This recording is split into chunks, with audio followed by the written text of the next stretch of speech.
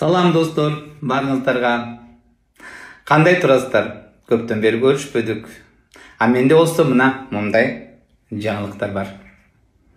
Мерген Тургандын легендарлуу чачын эс алууга жибердим. Себеби дегенде албакуш сиздердин сөзүңүздөрдөн, көзүңүздөрдөн да чарчады. Анан мен өзүм менен кошо кыргыз эстрадасына көп жылдардан бери сыноого кандай сөз укса дагы, сыноого калса дагы жашнакай кызматын кылып жүрөт. Ошондуктан мени ушундай образда көргүңөр келгендер, мына көрүп эс алыңыздар. Той бериңиздер, төлөө бериңиздер.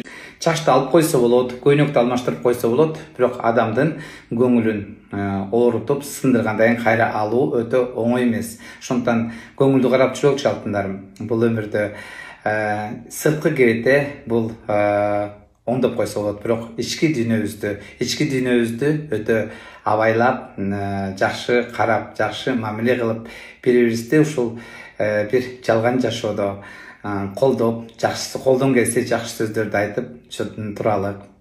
Ошол барыңыздарга ийгилик. Көлүндөн, Германиядан барыңыздарга сагынычтуу салам айтам.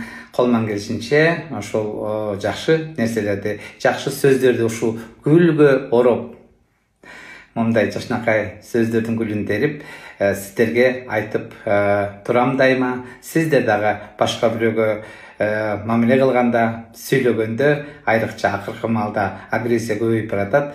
Сөздөрүңүздөрдү гүлгө ороп, жашнакай жакшы сөздөрүңүздөрдү айтыңыздар.